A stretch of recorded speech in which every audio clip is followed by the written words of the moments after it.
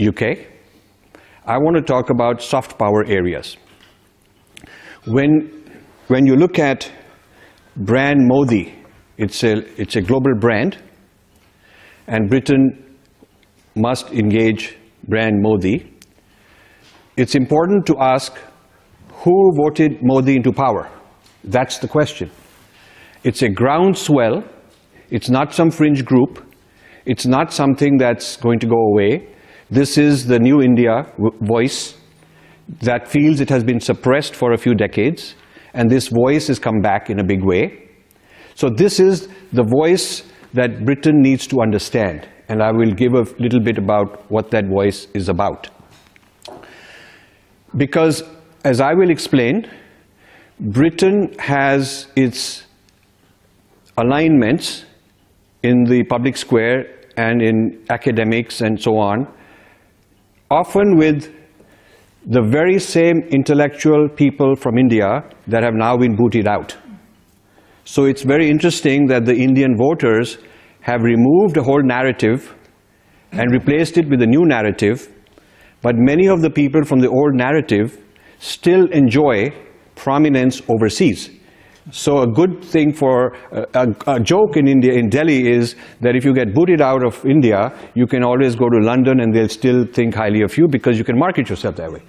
So this disconnect is something important to fix, because the policies of India should direct itself to the people's voice in India and not the voices that have been discontinued and dismantled. So we need to understand what has been dismantled in India, and it has some parallels with Brexit. Because in both instances, what has been thrown out is a sort of ultra-liberal left voice. I'm not against liberalism. I think there are some amazing good things about it, but it was excessive. It was arrogant. It was hypocritical.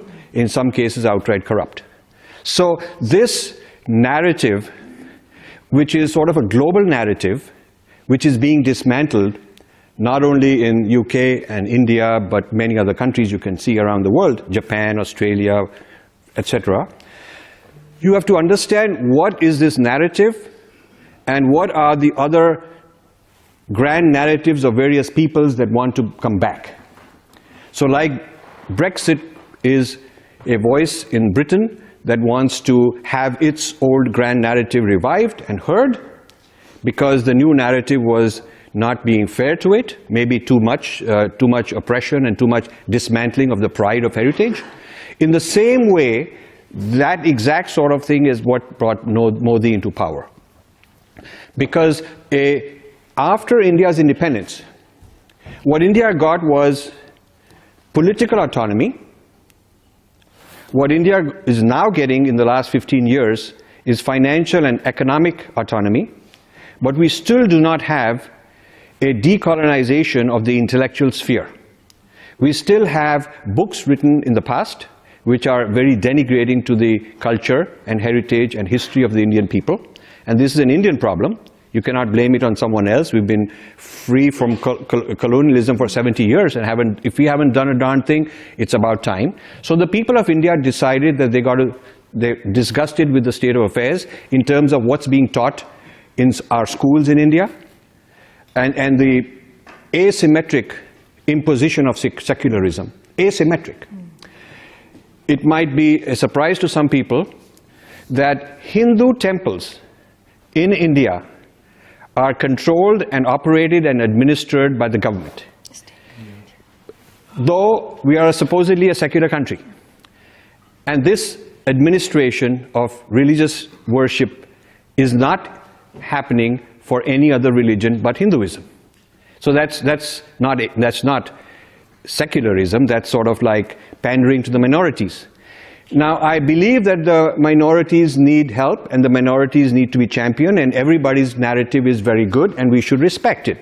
But respecting one should not be at the cost of disrespecting the other. It should not be that we got to knock down the 80% minority in order to impress the vote bank of the 20%, the 80% majority in order to get the vote bank and the hearts of the 20% minority. And it's these games which are dishonest which led to the dismantling of this